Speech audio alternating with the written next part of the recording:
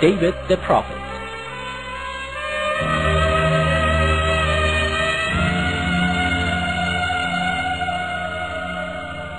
After the death of Hushai, the son of Nun, a great difference occurred among the Israelites, and they started an endless dispute and quarrel with one another. This was the beginning of their disobedience to God and the turning point for them to start committing sins. The enemies who were waiting for a proper time made the best of this opportunity and gradually captured some of the lands which were in Israelites' possession and killed many of them. Israelites used to have a coffin which was granted a special quality by God. Whenever they were going to fight their enemy, they used to place it in front of their army to serve as a sort of consolation for their hearts and make them victorious.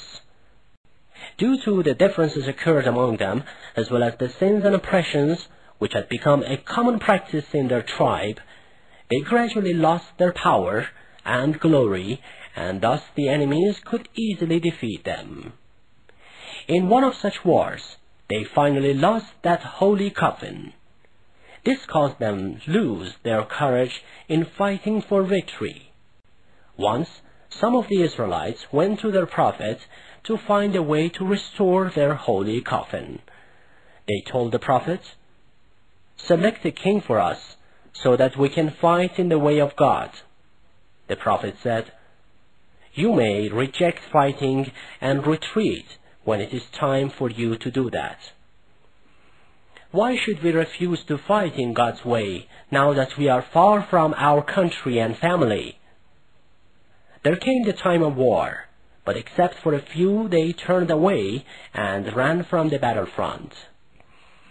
After that, their prophet told them, "God has appointed Saul to be your king." They replied, "Why shall he be our king, while there are many better people among us who deserve more to be a king? Moreover, he has no great wealth."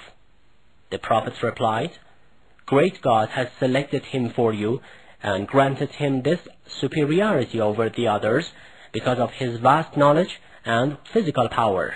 Besides, God bestows the kingdom upon whoever he wishes, for he is the most wise."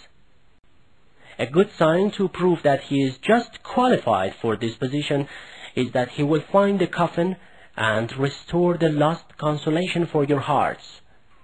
He shall regain the coffin, which is a reminder of your ancestors, Moses and Aaron, and when he found it, the angels shall carry the coffin. Yes, this will be a true sign and an example for you if you are really faithful. Thus Saul soon became the king and the ruler of the tribe.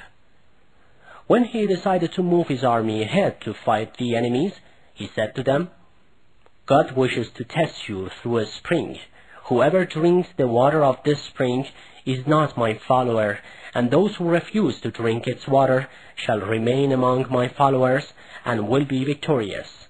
Of course, you may take a little bit of water with your hands." When they reached the spring, except for a few, they all drank the water of that spring. So on the day of war, those who had completely quenched themselves with the water said, "Today we are not powerful and tolerant enough to fight with Goliath and his army, because the number of their soldiers are much more than us, and they are all well equipped."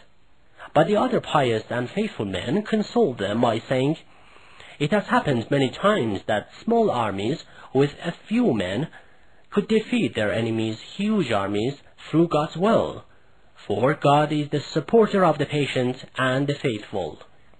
Then they started praying to God and asked him to grant them patience and stability to overcome the atheists.